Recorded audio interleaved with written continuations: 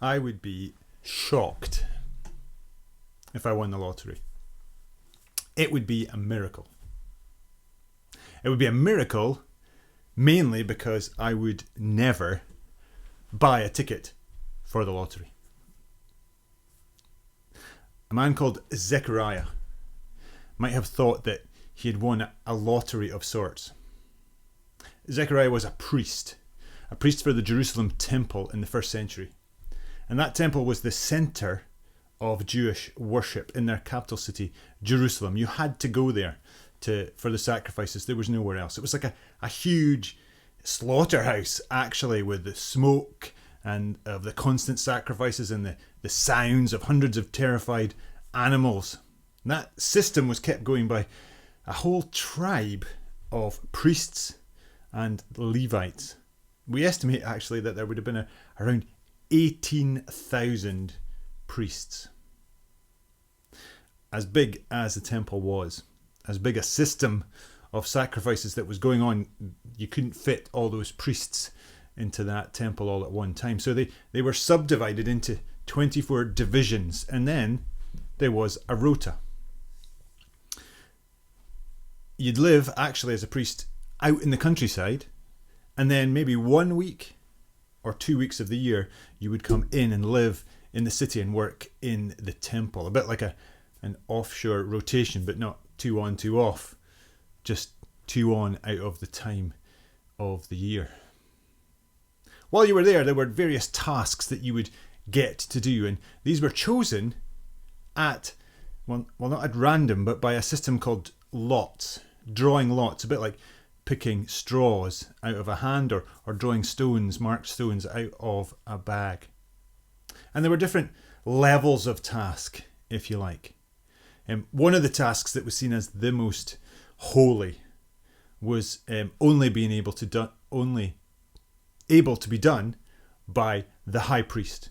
And that high priest had to be descended from Aaron, the brother of Moses. And he would get 1 day of the year to go into the very centre of the temple, the Holy of Holies, and only on that 1 day. But just outside that was an area where twice a day incense was burned, and that was seen as, in some ways, the second most important thing that you could be allowed to do. And you were chosen seemingly at random, but the idea was that God was helping to choose you.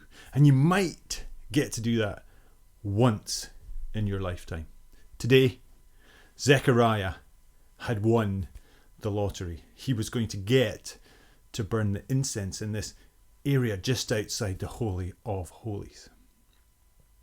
He wasn't the only one who would be pleased. We're told he was from a line of priests, and that's how you became a priest. You had to be in the right tribe and from the right family. But he'd also married a woman called Elizabeth, who was also from a priestly family. She was descended from Aaron, the brother of Moses. Aaron, who got to be the very first high priest way back in the Exodus story. Zechariah's wider family would have been proud. His own children would have been proud, except sadly, we learn he doesn't have any children. Despite being faithful, despite getting on with following the Jewish way in their scriptures, the Torah, they were childless, which in their culture sadly meant disgrace, especially for the woman. You may or may not have seen a Pixar movie called Up. It's a wonderful, uplifting movie and story. But the first 10 minutes are, well, what I might call beautifully depressing. We find out about a man called Carl, who his story starts off with promises and hopes, and slowly over those 10 minutes, as children don't come along, as his wife and his companion dies before they can embark on any of their planned adventures, these hopes and promises start to fade into disappointment. Up is a powerful movie, a powerful story, not just because of the emotion and not just because of the sadness at the beginning, but because it's real. Not real because it's a cartoon, but real because it doesn't just happen in that particular story. This is what happens in life. Not to all of us, but it's the kind of thing we know about. It's the kind of thing that happens. It's the reality of the human story about promises and hopes that seem to turn to disappointment. That story is real, and it's not new. And it wasn't even new to the listeners who were hearing about Zechariah and Elizabeth in this book being read out to them as new Jesus followers by this writer called Luke. Because that story is a story that's told about people called Sarah and Abraham, about Rebecca and Isaac, about Rachel and Jacob in a set of stories called Genesis. This is a story that's told about someone called Manoah in a book called Judges. This is a story told about someone called Hannah in a book called 1 Samuel. This is a story of an unnamed woman told about in a book called 2 Kings. This is a story told in every culture, in every corner of creation, and it's all the way through of this collection of books we call the Bible. Luke, the writer, knows this. He's the collector, the editor of this collection about the life and death and resurrection of a man called Jesus of Nazareth. And he begins his story not with Jesus' birth, but with this story. And he's connecting his story to this whole story of God and his people, about a story of promises and hopes that so often seem to turn to disappointment. And for Luke, this is a real story about real people in a real time, which is why he mentions Herod. This is not a fable, a fantasy, a fairy story, a story with a moral. This is what is happening, has happened, what he believes God has done and is doing. Despite that, though, he's a storyteller, he's an artist, and so into this ordinary story comes drama in the form of an angel. And that word angel has the sense of a messenger who appears to Zechariah. And at this point, Zechariah is all alone. He's about to burn the incense in this space outside the Holy of Holies. No one else is around at this point. And like everyone else in this collection who experiences an angel, he is terrified. And the angel has to say, don't be afraid. But then announces that Zechariah is going to have a son and to name him John. And that word John in the language means God is gracious. And then the angel says this is going to bring joy and delight. There's going to be rejoicing. But there's a little phrase, a few words tucked in there. And I love this. Because the angel doesn't just say, and this will be a delight to you, Zechariah, that you get a son. He says, many will rejoice. And that word many is a big word. It means a lot of people. This is a story that, as we'll see in Luke, is about more going on. It's a bigger story than anyone can expect. It's not just a story about a nice old couple who suddenly get a baby. More is going on. John, this baby, is going to have a serious part to play in this story. When Luke tells us that this child will never take alcohol, it would be a clue, a sign to his listeners that reminds them of various characters in their stories. So people like Samuel, people like Samson, who had similarly dedicated themselves completely to God's project. And a sign of that was taking something called a Nazirite vow. That meant being completely dedicated to God, and that one of the signs of that was giving up alcohol, giving up marriage, and never ever cutting your hair. This child, the angel says, this man, John, God is gracious, will bring many, and that's that word many again, of the people of Israel to their God. He will turn the hearts of parents to children. This is a big story about a big project. It's about restoring all kinds of relationships, about turning things around, about people coming back, turning around, coming home. This is not just a story about a nice old couple getting a baby. This is a story about a God who keeps his promises to put his creation back together. This is a story about answers in the face of hopes and dreams that seem to be turning to disappointment. Zechariah has worked in the heart of the temple. Zechariah and Elizabeth have been faithful in their life, and he's been faithful as a priest in keeping the way of the Torah, the Jewish scriptures. But in the face of this, Zechariah is doubtful. This can't be. He asks, how can I be sure?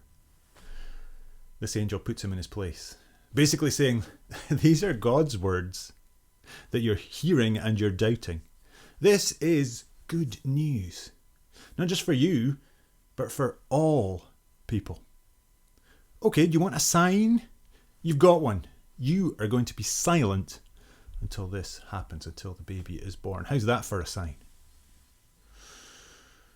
And then Zechariah has to come out of where he is in front of the crowd, and he's supposed to pronounce the blessing, and that's where this drama becomes a little comedy, because we have to then imagine what it's like for Zechariah, who can't speak, to try and communicate to the crowd what has happened to him in this experience. And we can only imagine what kind of signs he's trying to make to get that across. So is this a little moral story about patience? Is the message to keep doing what you're supposed to be doing and just wait, and God will give you what you want by a miracle?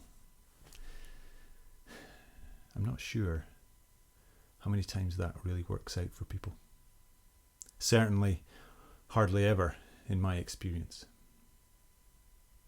I don't think that's what Luke's story is about. Instead, this is a story about promises and hopes that are threatening to turn to disappointment.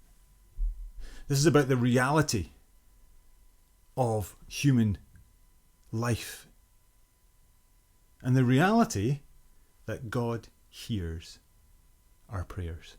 He doesn't always do what we might expect, but that's not that he isn't listening. The angel says to Zechariah, God has heard your prayer. Did Zechariah pray for a baby? Not at his age.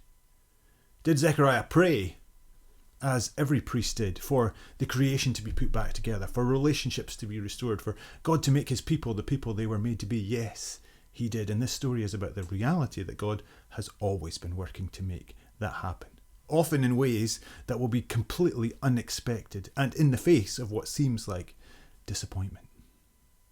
And this story is about, and it is about the fact that God is at work. Did Zechariah and Elizabeth have to do anything for this wonderful thing to happen? Did Zechariah get this to happen because of his great faith? No, he only half believed when an angel appeared to try and tell him this. This is the story of two ordinary people who didn't do anything to deserve what happened to them, and who didn't do anything to deserve what was about to happen through them. As Elizabeth says, as she responds, the Lord has done this. This is a story about a God who makes promises and who keeps his promises. This is not a story about a baby given for a childless couple who waited patiently. This is a story about having faith in the face of promises and hopes that seem to be turning to disappointment. About how this God has been and now will move this story forward through another man who hasn't even been mentioned in this story yet, Jesus of Nazareth. This is about a plan, a movement, a project that will bring joy to many, many more than anyone can hope for or even expect. This is about blessing, about turning back, about coming home, about healing of relationships for not just two people, but a whole people, for all people and for the whole of creation, not just this nice old couple. But this nice old couple get to be part of the story, a key part of this movement, this project, just like I do, and just like you do. This story is about two ordinary people who didn't do anything to deserve what had happened to them, and who didn't do anything to deserve what was about to happen through them. Zechariah's response is half doubt. Elizabeth's response is to welcome this with open arms. What is our response?